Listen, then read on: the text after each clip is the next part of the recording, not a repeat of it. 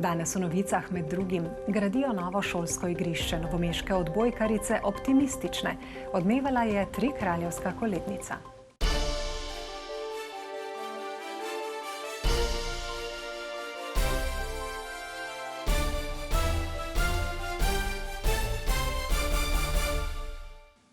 Lepo pozdravljeni. Praznovanje zaključka starega in začetka novega leta je za nami. Pred nami pa novi izzivi, za katere smo si, tako upamo, nabrali novih moči in motivacije. Tudi župane in županje jugovzhodne Slovenije čaka veliko dela. Prenova Narodnega doma, prenova tržnice. Urejali bomo naprej še kar nekaj mestnih vpadnic, torej govorimo o Sedlovi in Šmarješki cesti, tudi del Ljubljanske ceste. Predvsem je pa velika želja, da se v letu 2025 konča saga v zvezi z začetkom gradnje tretje razvojne osi. Vsi si želimo mirnega, stabilnega okolja, zato lahko sami veliko naredimo. Upam na eno dobro, uspešno leto. Naj bo tudi za naše občanke in občane zdravo, zadovoljno. Vzemimo si čas in ga podarimo drug drugemu. Mislim, da je to v teh časih ena velika priložnost in dobrina. Pričakujem, da bomo dostojno proslavili našo 30-letnico. S 1. januarjem leta 1995 je naša občina pričela z delovanjem in v teh letih se povzpela med najbolj razvite slovenske občine, čeprav smo začeli praktično iz nič. V novem letu želim vsem veliko zdravja in enega zadovoljstva, tako na osebni ravni, kot tudi na lokalnem nivoju, da bi bili še naprej tako povezani in zadovoljni, ker na ta način bomo lahko premagali marsikateri izziv, ki nam ga prinaša življenje. Izgradnja prizidka zdravstvenemu domu z urgentnim centrom in seveda čakamo zdaj nove razpise. Lahko rečem, da smo dobro pripravljeni s projekti in se veselim novih pridobitev, predvsem pa novih pridobitev za naše občane.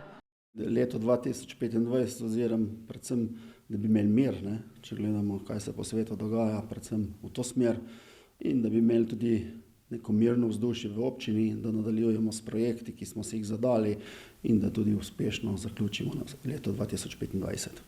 Smo to našo najbolj markantno stavbo v starem mestnem jedru, ko govorimo o stavbi Konzuma, prijavili na razpis Ministrstva za kulturo in v primeru, da bomo uspešni, bomo samo iz občinskega proračuna poskrbeli za to, da stavbo Konzuma statično saniramo in potem omogočimo nadaljevanje investicije. Si želim predvsem mirnega leta, predvsem leta, ki bo ostal v spominu vsem nam po nekem dobrem. Dobro je pač mir, dobro je pač to, kar si želijo otroci. To dobro naj si nekako zamislimo vsi in tisto, kar si želimo, naj se tudi izpolni in uresniči. Si sigurno želim, da bi realizirali čim večji procent samega proračuna, seveda pa želim, da predvsem to, da se bomo sodelavci še naprej dobro razumeli, skupaj delali in pa pri tem bili tudi uspešni.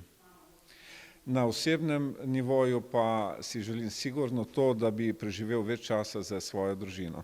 Želim nadaljevati zgodbo iz leta 2024 z področja bazena, z področja umeščanja osnovne šole dr. Mihajla Rostoharja, z področja sodelovanja na državnem nivoju, se pravi državnih cest, mostov, podbočju in vse, kar pač bo naše občane težilo, da bi bilo potrebno izboljšave.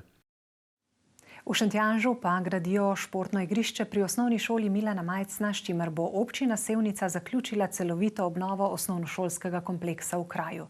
Naložba je vredna slabih 600 tisočakov. Igrišče naj bi sprva urejali hkrati z rekonstrukcijo državne ceste skozi Šentjanž. Žal ni prišlo do vzporedne izvedbe. Zelo smo se trudili, da bi prišlo do vzporedne izvedbe, ker pa občina ni mogla čakati na izvedbo ceste, ker je bilo zapletov kar nekaj, smo pričeli z gradnjo igrišča in nekako bomo to izgradnjo v letu 2025 tudi zaključili. Dela so v polnem teku.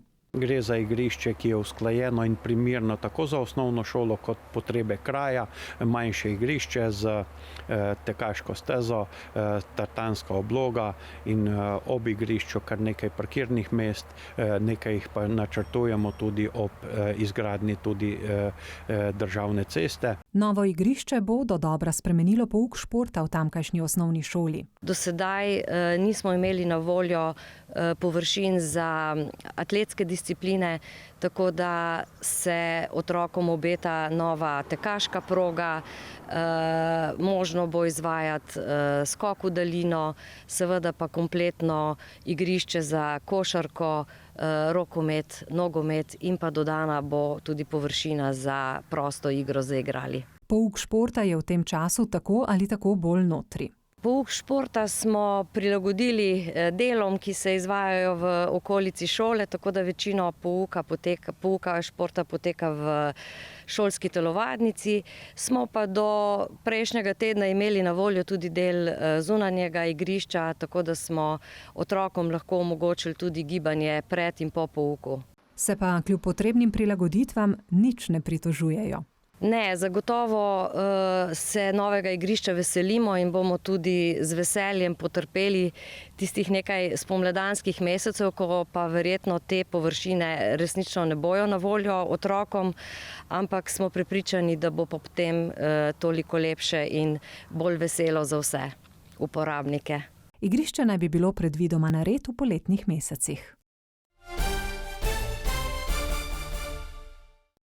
Z nedavno zmago proti ekipi Prevalj so odbojkarice novomeškega TPV Voli sklenile prvo polovico letošnje sezone v prvi B slovenski odbojkarski ligi in napovedale, da želijo že v prihodnji sezoni zopet nastopati med najboljšimi. Njihov dosedanji uspeh je še toliko več vreden, saj so že v lanski sezoni nastopale v nižjem rangu tekmovanja. V tej sezoni so dokazale, da se dolgoročno, trdno in predvsem dobro delo vedno obrestuje. Korenine sega nazaj v 2016, ko smo začeli celotno zgodbo, tako da ni to od včeraj na danes. In mi gradimo vsako sezono, sestavimo en dodaten kamenček v ta mozaik in to se z res enim trdim delom v 7-8 sezonah se je nekje mogli poznati. V klubu trenira kar 400 deklet, za njih skrbi 15 trenerjev in trenerk. Ta uspeh je tudi posledica tega. Želja je bila gotovo velika, tudi zelo trdo smo delali, veliko prej smo začeli trenirati kot večina ekip in veliko časa smo preživeli tako v telovadnici kot v fitnessu, tako da mislim, da je to sad našega truda. No. Ta vztrajnost in pa volja trenerjev in pa seveda tudi deklet, ki trenirajo, vseh vključenih seveda prinese tudi rezultate. V nadaljevanju sezone bo še zelo zanimivo, saj je način tekmovanja v odbojkarski ligi zelo specifičen. Pričakujemo zadnje 2 ekipe iz prve A lige in pa prve 4 ekipe iz prve B lige. Se pravi, vse ekipe iz prve B lige smo 2-krat premagali v tem delu prvenstva, iz prve A lige prihajata Grosuplje in pa Radovljica. Obe ekipi ste premagljivi, sta močni ekipi za dolgo tradicijo, vendar verjamem, da se lahko uvrstimo v prve 2 ekipi, ki vodijo v prvo ligo. Igralke in vodstvo ženskega odbojkarskega kluba TPV Voli veselijo tudi vedno bolj polne in bučne tribune domače športne dvorane Marov.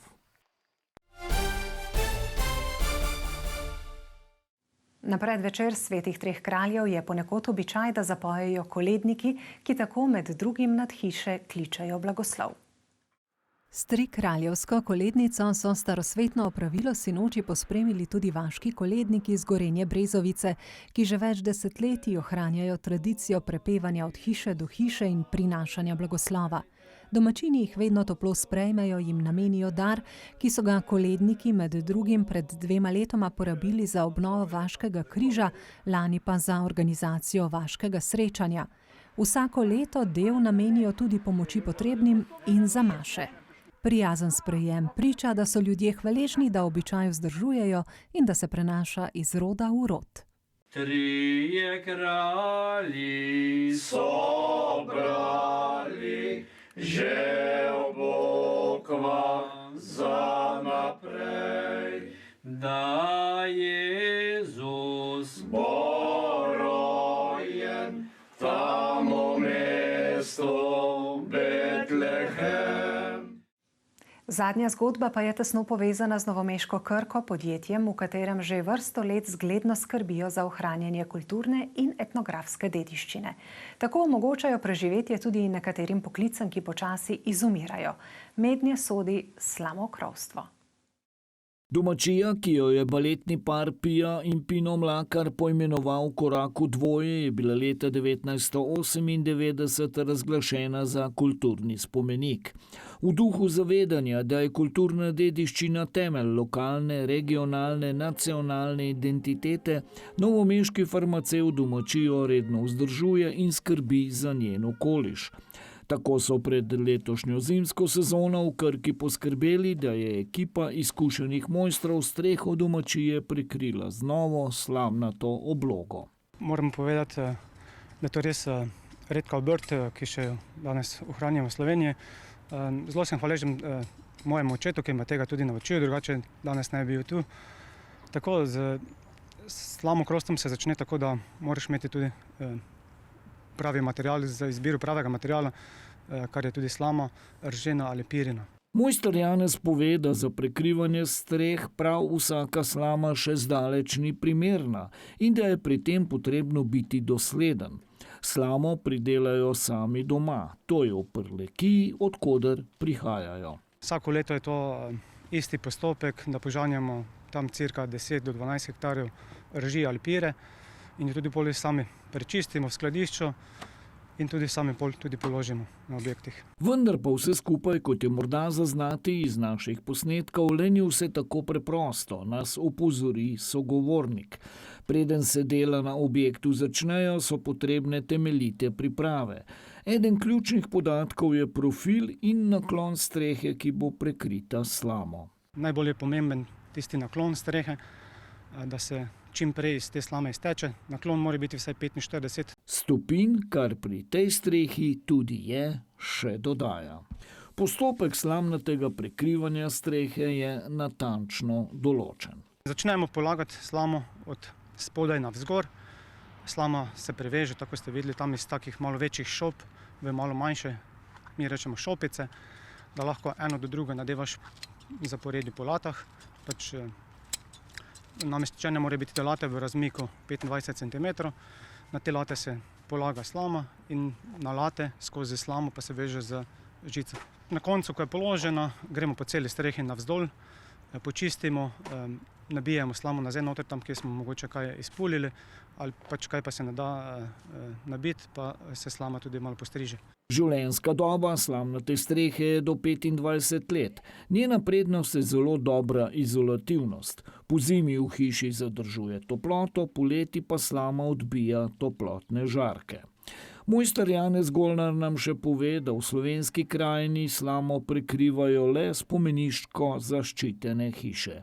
Novograden, kot je to praksa v tujini, pa se slamo pri nas ne prekriva.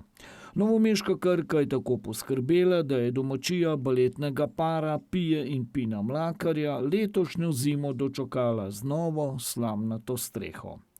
V spomin na bogato umetniško pot zakoncev Mlakar so v Krki v letu 2020 v sodelovanju z Društvom baletnih umetnikov Slovenije v bližini njunega doma postavili 4 panoje. Skozi fotografijo in besedo je predstavljeno njuno umetniško ustvarjanje in življenje ob reki Krki.